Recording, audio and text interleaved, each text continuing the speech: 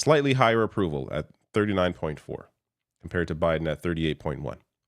And let's compare Kamala Harris to Donald Trump, his favorable, unfavorable. So he has higher unfavorables at 53.3 than Kamala has at disapproval. Look, this ad, I think, would have been more effective without the Kamala Harris aspect of it, because I just think it muddies the water here. You want to have a quick, effective message at how the person you're going up against is really old, and don't pay attention to my age and my problems because of age. No, ignore all that. Look at Joe Biden's. The next ad is a little different. No matter what Joe Biden promised in the debate, ask yourself, are you financially better off since he became president? Are you and your family safer since he became president? Is our country more secure since he became president? After 4 years of failure under Joe Biden, it's time to make America prosperous and strong again. Donald Trump for president again. I'm Donald Trump, and I approve this message. Okay, before I get to the substance of this ad, this part to me doesn't come off strongly.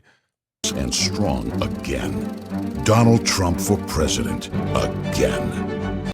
It's like saying, president again. Like, that's how it comes off to me. Like, Donald Trump for president again. It's not, I don't think it's a winning message.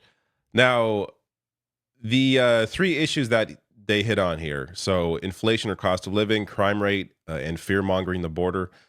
So when it comes to inflation or cost of living, this is not going to be solved, in 4 years, or at least it's not going to be solved with neoliberal policies in 4 years. So yeah, cost of living still an issue, inflation still an issue, even though it's gone down. The fact that things are just more expensive, living is expensive, cost of housing is ridiculous. All of this is accurate. It's not necessarily because of Biden, but he also didn't do enough, you could argue, or I should say the party didn't do enough to address it. But of course, we can discuss how American politics works. There's the barrier of Congress and the other party that has to approve if you don't have the numbers. So, there's greater issues there. But this is an effective message generally, because people are always struggling. When we get to the crime rate. So crime rate is down significantly. I mean, since 93, this is from Pew Research. Of course, it's down significantly. It hasn't been anywhere near an issue that it was in the 90s. But particularly this year, so FBI's latest data shows historic drop in crime. So there's a historic drop in violent crime. Now, this is a motivating message. If I go back to the Pew Research, I don't have the full link here, but there are other graphs within their research here that I'll link below the video, where they discuss people's perception of crime and their perception that it's an issue. And interestingly enough, they have a perception that it's a greater issue nationally than locally, because again, people locally aren't really feeling it, but they see on the news, oh, it's a big issue, so it must be a problem, but it's not in my area. But it's down across the board. So just look, this is going to be, as long as there is a focus on crime generally, there's always going to be a greater fear of it than the reality of what it actually is.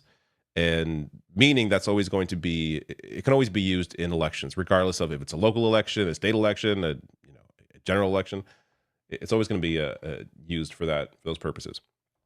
But when it comes to the border, even Fox News, this is here. Let's just watch this. So Bill, the one thing that I think is interesting is that there was a debate yesterday on are the president's executive orders working at the border? What have you seen? The numbers have dropped significantly since that executive order went into effect in early June. But the big question, which I assume the Trump campaign is going to hit them with, is why did you wait over 3 years to do this executive order? You could have done it when the crisis first started in 20. So in typical conservative media fashion, it doesn't matter how far right Biden has gone. And let's be clear, Biden has gone extremely far right when it comes to the border.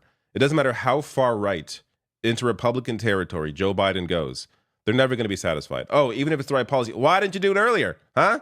So it's just, there's never going to be satisfaction here from the right, which also goes to why Biden should stop, and Democrats generally should stop trying to appeal to right-wingers. People that are going to vote for Trump anyways, that are going to vote for Republicans anyways, stop trying to appeal to them and try to appeal to people that don't normally vote, people that feel disenfranchised. That is where you win, not focusing on conservatives who are not going to vote for you. But again, there's no argument here about the border. Prosperous and when even Fox News has to admit that Biden's right-wing policies have stopped people from coming over the border. All right, let's get to the, this is the last ad. This one is a minute and a half, so a little longer. I don't think this will be played during the debate, but I guess it could be. But this one is maybe the most disingenuous out of all of them.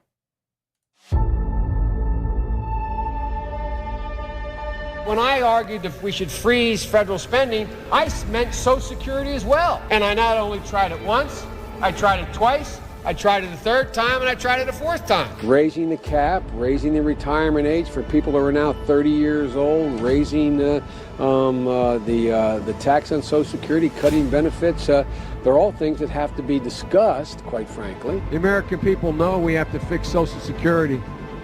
They know we can't grow our way to a solution.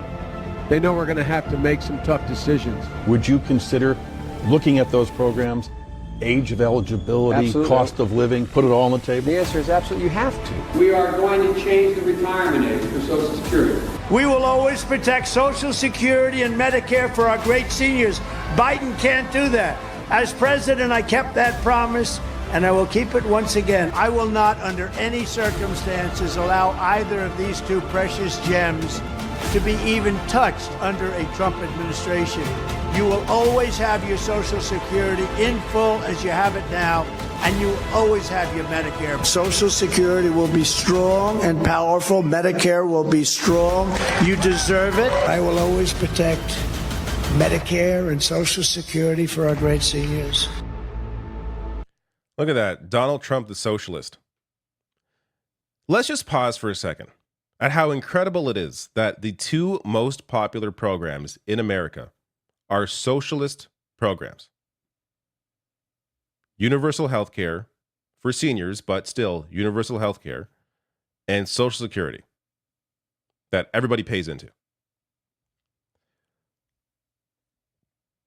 Medicare for all should be a topic. It's not going to be a topic at the debate because neither of these candidates support it.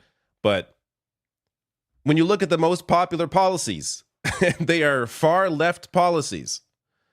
I don't know. Maybe it's time to explore some different avenues. So this one is the most disingenuous because look at the clips they have to pull. This is Biden in like the 90s.